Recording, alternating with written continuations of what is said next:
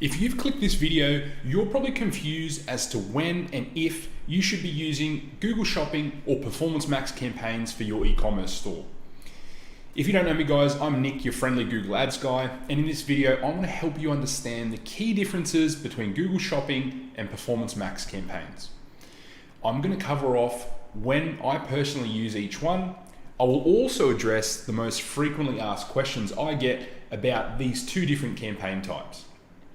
You'll then be able to decide when to use each campaign and which one is best for you. Guys, this video is based on my experience managing and analyzing hundreds, if not thousands of accounts across a wide range of e-commerce industries. So don't be surprised if it is a little bit different to what you've heard online. It's just my personal opinion and how I do things. I quite often like trying different things, especially when everyone's saying not to do something. So first I want to cover off what happened to smart shopping. So over the years, Google has been moving more and more towards automated or smart bidding campaigns, as they call them.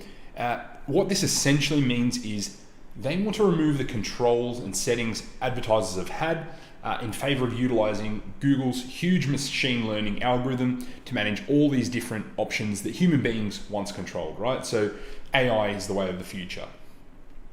Google also wants to make it easier for advertisers, especially beginners, to start running and managing ads on Google, so they're spending money on there. This essentially led to the birth of smart shopping. So you've probably used smart shopping before. Prior to smart shopping, we really only had standard shopping. In November 2021, Google unveiled that Performance Max campaigns would be coming in to totally take over smart shopping and local campaigns. It wasn't until late 2022 that these campaigns were automatically upgraded to Performance Max. So Performance Max has been promoted as a quick to set up, simple, single campaign that's going to get your product seen across all of Google's network. This network, they claim, covers around 90% of the internet. So now that you know what happened and where Google Ads are heading, I'm going to cover off the main differences between standard shopping and Performance Max. So the key difference between these different campaigns is, and this is for e-commerce store that I'm mainly talking about, is that shopping is really only seen on the shopping network, right? So if you do a standard shopping campaign, it's only going to really be seen there. So, and what I mean by that is the product listing ads at the top of the Google search engine results and in the shopping tab at the top there. On the other hand, Performance Max campaigns are going to be seen across all of Google's network. So YouTube, Gmail, display, discovery, all those areas. So for e-commerce stores, the shopping network will still be the main area where your Performance Max are seen. So that's still probably going to be the case for 90% of you. When using Performance Max, though, you're going to be seen, as I just said, on the search network in the form of text ads and dynamic search ads through the URL expansion. You're going to appear on Google Maps, especially if you have, so that's if you have a Google My Business listing attached. You're going to be seen on the display network. So these are basically a smart display in the response format. The Discover network, Gmail, and YouTube through shoppable product listings and videos. If you add the videos, it will create this really bad video if you do not add one. So I do recommend adding a video. Now that you've understood the key difference, I'm going to take you through the pros and cons of each of these campaign types. So the pros of standard shopping. So firstly, they're very quick and easy to get started. The campaign can be up and running really well under a minute. Gives you a greater level of control. So when it comes to things like bidding, negative keywords, device adjustments, location, and things like that. It's got relatively good reporting. It's not amazing, but it is okay. It's easy to analyze campaign performance through what search terms you're coming up for, the locations, devices, things like that. You've actually got some level of settings you can attach, and you've also got no need of copy or creative for Google Shopping ads, which is amazing. So the cons, optimizing and running campaigns basically day to day can be a little bit overwhelming for beginners. Not many people know what to do, when, and things like that. So there is that downside. Time consuming and tedious to run, building on from that. Like, it can be time consuming if you don't know what you're doing. Quite often, one simple setting such as bids being too low can mean your campaign just doesn't deliver, with a standard campaign. Generally, the campaign is not optimizing for conversions. You can kind of optimize for conversions, but you can't optimize for max conversion value like you can with other campaign bidding strategies. It's just not available. You can use target ROAS, but it's often not available out of the gates for most people. Standard shopping is probably not going to be around forever. That's probably one downside. Can sometimes be harder to scale if you're not an advanced user. Like, it's definitely possible. I still use them to scale quite often. Zombie SKUs are a big problem, but that's across all of shopping, and you will get it with Performance Max as well. So zombie products just not getting seen impressions or clicks. Now the pros of a Performance Max campaign. So you just need one campaign to get across all of the platforms, which is amazing, right? It's a quicker way to be seen on all of these platforms. So it's quite slow to create a different campaign type for each of them, where this time you've just got one you need to create, right? It's quick to manage, but this can be deceptive because there still is a way to optimize these campaigns. It's just totally new, right? Which is, I guess, harder for people. It uses Google's machine learning to use maximized conversion value. So it's optimizing for conversion value. Can be really good to scale. Can get a great cost per conversion or ROI. Now the cons of Performance Max are reporting. PMax is a bit of a black box. It's not easy to report on, so it makes it hard to report on things like branded versus cold traffic. Can be hard to analyze performance of asset groups and individual assets. It's not really very friendly for that. There's a completely new way, as I just said, to optimize campaigns compared to other types like shopping and really every other type. There's not really as much information out there on them either. There's a handful of people that seem to be the go-to people for Performance Max, but overall, much less information because they're newer, obviously. It can be tricky for beginners to know what to do on an ongoing basis, particularly if you've got poor performance. Like if you've got poor performance and there's no settings you can change, what do you do? Zombie SKUs, again, that's a problem with all shopping, but it actually seems to be quite a big issue for PMax, and it's probably because it's optimizing for conversion value. So sometimes you won't spend much either, and it just seems like other times it'll spend too much. It just be a little bit temperamental, and I find often it will only be delivering to your brand name, like a branded search campaign. I'm going to now jump into the Google Ads dashboard, guys, and show you the key difference in both of these campaigns, what they look like, and the different settings available. So once that's done, we'll jump back into the video and I'll talk you through some of the FAQs and things like that.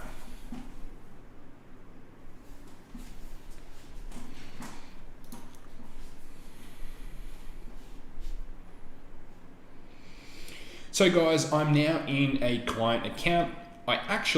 So this is going to be one of the FAQs. I have both a PMax targeting our high margin products and then a standard shopping all products campaign, believe it or not. And this one is actually on target ROAS, and I've got a target ROAS on the PMax as well.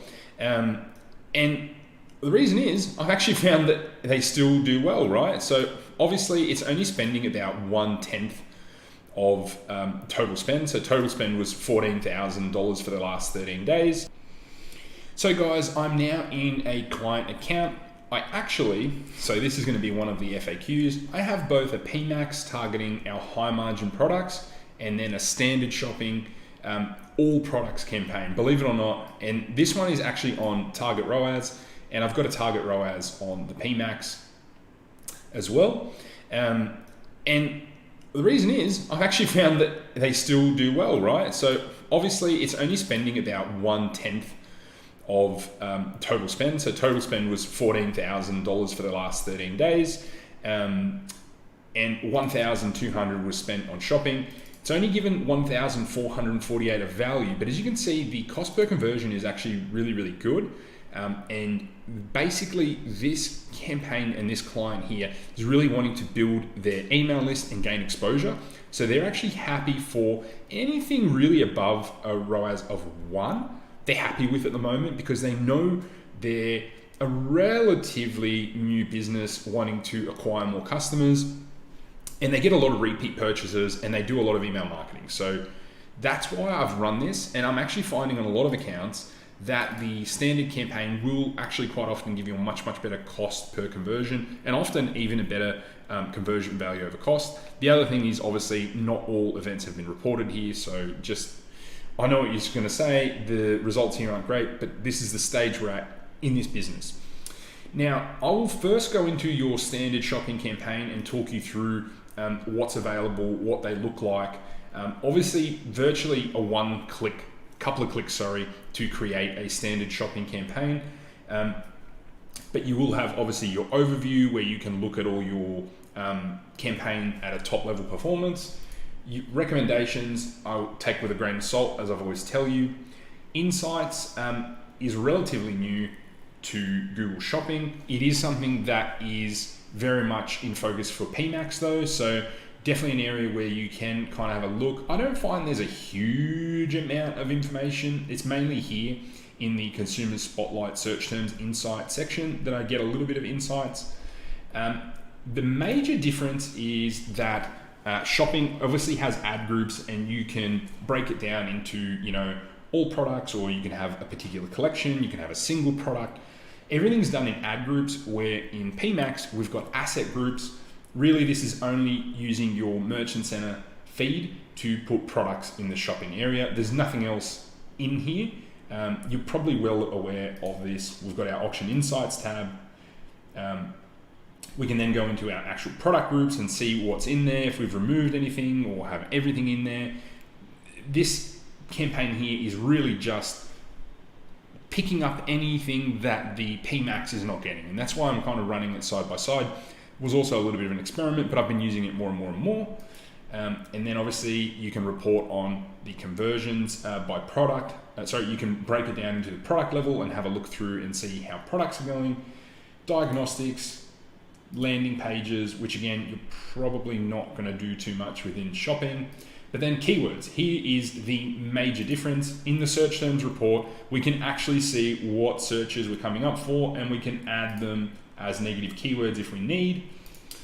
Audiences, you can obviously add audiences to PMax as well. It's a little bit different though. And then settings are kind of similar, but then we've also got things like priority, which makes segmentation a little bit easier with shopping. Just because you can use different priorities and then different target ROASs or different bidding by each ad group, by each campaign, and it kind of makes it just that little bit easier. Then we can actually look at different locations and do some bidding adjustment on there. We can go to the city level, things like that. And then if we can actually put a decent ad schedule in there, if we're finding different hours of the day are different. Performance is different on different hours of the day. And then devices, right? And on most of the time, you're going to be pushed to run a Performance Max experiment, which you can totally run as an in-between thing between if you want to try one, if you're just doing shopping and you want to try this, you can run an experiment and do that. So taking you through the PMax is obviously a little bit different, right? We've still got the Insights tab, but then we have asset groups rather than ad groups. And what are asset groups? It is a bunch of different assets, right? Which it will use kind of like an ad group. And it will have under here, it will have your feed under the listing group, and it will have all these different assets here. So if I actually go into this and have a look, so if we go to edit assets, this will actually have all these different assets in here of, and the reason this has policy violation is it's health products. It's really, really hard to get around a lot of these, and performance is still relatively good and they're happy, we're working on it. And they have no video content, so you get a really bad video creative that pops up. But here you can add images, you can add logos, you can add videos, and then headlines, right? And under your headlines, you can have a long description and then a description. And then this is kind of what your ad will look like. Right, so it will look something like that on mobile, on Gmail. YouTube, you can see what it will look like as well. Search, we're getting shopping listings, dynamic ads here as well, search ads. Then we can have display. So we get these sort of display ads here that are dynamic, and then on the Discover network. So as you can see, you're getting quite a cool campaign to get seen across everything. So it is really, really cool, and you can add a lot of stuff in here over time, and you can go into here and just put certain listing groups. At the moment, I'm trying to keep it really broad, so I'm actually giving it no audience signal, just because this campaign had a lot of conversion data, and I just didn't put anything in there just to test it. So, but I mean, for you guys, especially if it's brand new, definitely put audience signals in here.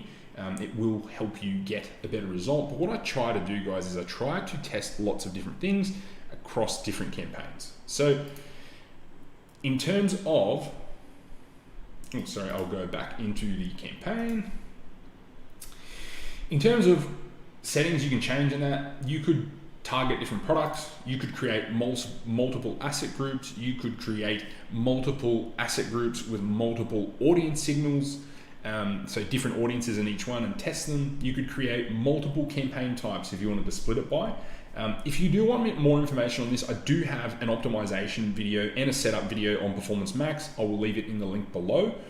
But as you can see, a lot less settings options for you to change other than what's in the asset groups and what products you're showing. So that's probably the key difference, guys. We will jump back over and I will talk to you more about some frequently asked questions. So now that I've given you a pretty detailed look at the differences and the pros and cons of each, let's dive into when I would use each of these campaigns. So when would I use standard Google Shopping? So when would I use standard shopping campaigns? So the first is I'd consider the risk versus the reward for changing. If you already have ads up and running, they're profitable, they're doing well, there's nothing really wrong with them. If you do want to test PMax, then maybe just grab one collection or a single product and test that campaign, or do an experiment. Get a feel for PMax and see if it's getting you good results, and then you can slowly transition across. So the second would be you were using Smart Shopping and the automatically upgraded PMax failed to perform well. That's when I would probably use it. I think standard shopping better suits beginners. To be honest, it's just really quick to set up. It's quite easy to get going, and then you know how to make improvements and changes. There's more information out there. So 4, you don't have much conversion data on your account. If you don't have that, use standard. If you have small remarketing audiences as well, probably another reason to use standard. You don't have many good assets such as images or videos, then it's probably going to be hard to use Performance Max. Just use standard. If you sell a wide variety of products, that's going to make it really time consuming to split asset groups over time. That would probably be another time I would use standard.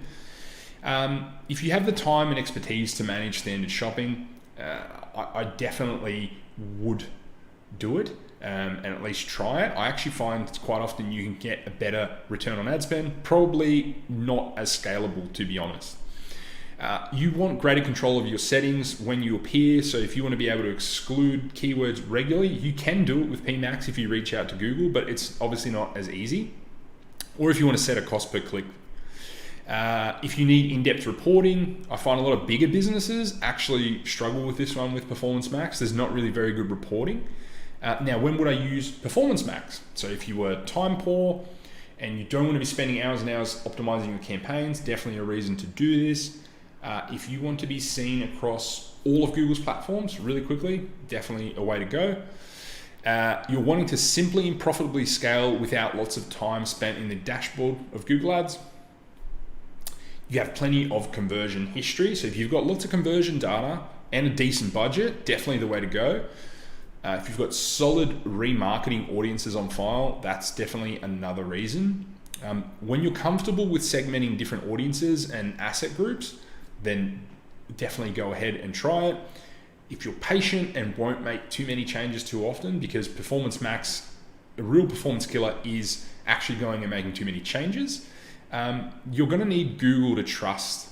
You're going to need to trust Google on this one with a lot of PMax stuff. I've found that if you don't, and if you make lots of changes, it's not going to do too well. So I've found success with both of these campaign types, guys. I'm confident regardless of the path you choose that over the time, as you get better and better, you can really see success with either of them. So it's totally up to you which one you choose. So let's now cover off some of the frequently asked questions. So can you use standard shopping and Performance Max side by side? As I said, I do, I'm trying it, doesn't always work. Can a beginner or totally new person with a new account use PMax? Yes, it can work, probably a little bit harder. Do you need a bigger budget for Performance Max? I would actually say yes. Normally you do need a bigger budget than a standard shopping. If you're doing all the standard shopping, should I switch to PMax? As I said, weigh up the risks and the rewards. If you do decide to do it slowly. That would be my advice. I'm gonna go more in detail and do a whole video on frequently asked questions about PMax and standard shopping, but we'll do that later. For those of you that enjoyed this video, please give it a thumbs up. I will see you in the next video. I hope you've learned something, and here is my take on standard versus Performance Max in the e-commerce space. Thanks so much, guys, and see you.